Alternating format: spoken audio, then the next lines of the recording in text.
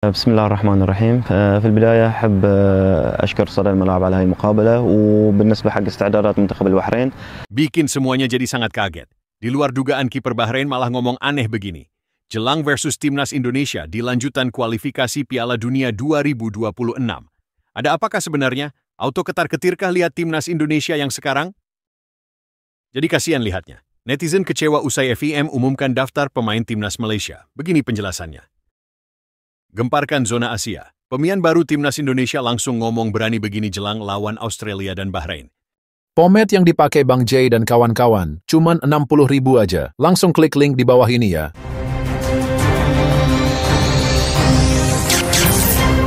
Langsung aja subscribe channel ini dulu, agar kalian tidak ketinggalan berita seputar Timnas Indonesia.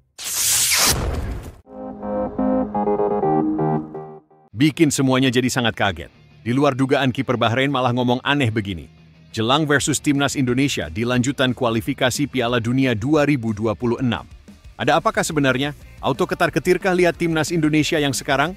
Timnas Bahrain akan menghadapi tantangan berat saat bertemu Timnas Indonesia dalam lanjutan kualifikasi Piala Dunia 2026. Jelang pertandingan ini, kiper veteran Bahrain, Syed Mohamed Jaffer, memberikan pernyataan yang mengejutkan. Ia mengungkapkan bahwa Timnas Indonesia kini memiliki level permainan yang sangat tinggi, bahkan menyamakannya dengan Timnas Jepang dalam hal tingkat kesulitan yang akan dihadapi di lapangan. Indonesia bukan tim yang bisa diremehkan. Mereka telah berkembang pesat dalam beberapa tahun terakhir, dan kami harus mewaspadai kekuatan mereka. Dari segi organisasi permainan, agresivitas, dan kualitas individu, mereka berada di level yang hampir sama dengan Jepang, ujar Jaffer. Banyak orang meremehkan Indonesia, tetapi jika Anda melihat cara mereka bermain saat ini, Anda akan paham mengapa mereka tidak bisa dianggap enteng.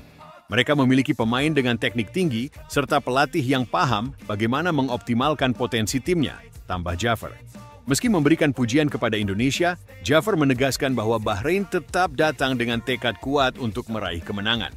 Kami tahu pertandingan ini akan sulit, tetapi kami telah menyiapkan strategi untuk menghadapi Indonesia.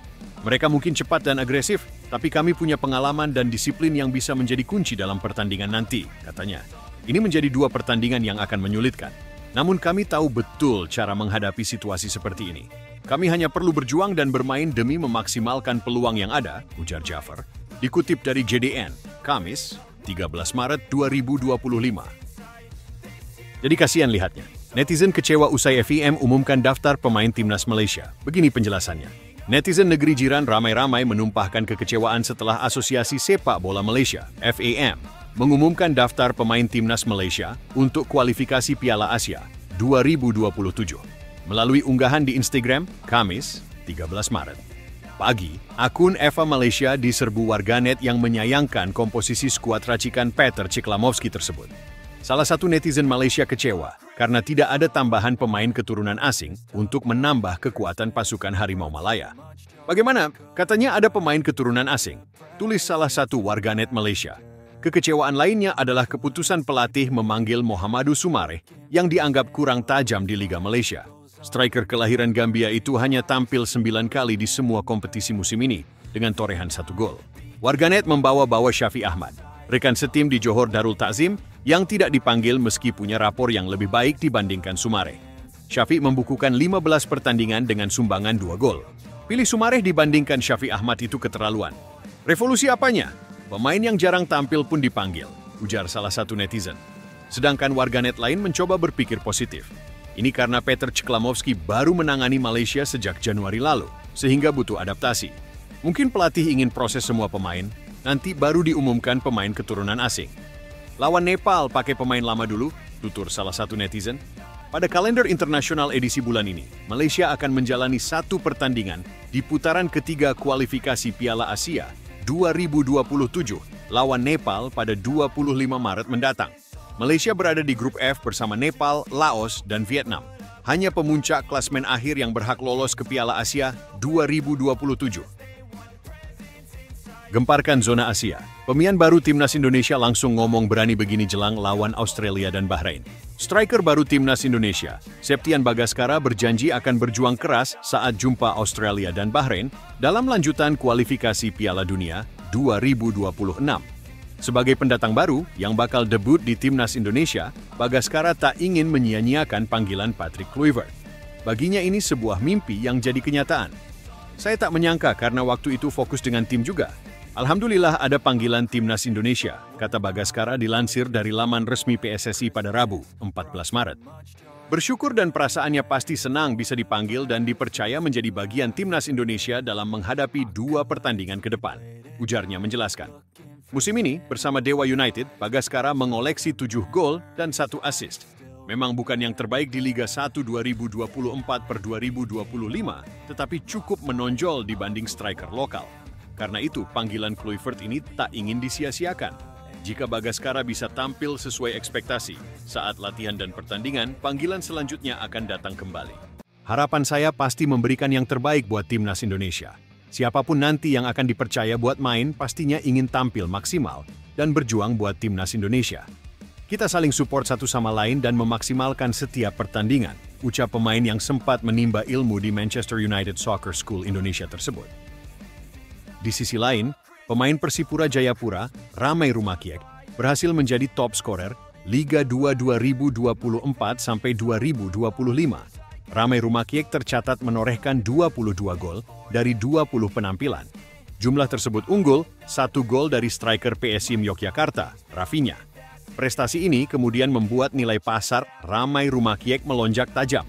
Sebelumnya, pemain berposisi sebagai winger itu memiliki nilai pasar sebesar 2,17 miliar rupiah. Dilansir dari Transfermarkt, nilai pasar Ramai Rumakiek kini berada di angka 3,48 miliar rupiah. Sayang, Ramai Rumakiek belum bisa menarik perhatian pelatih anyar Timnas Indonesia, Patrick Kluivert. Pada kesempatan ini, Patrick Kluivert tak memanggil Ramai Rumakiek.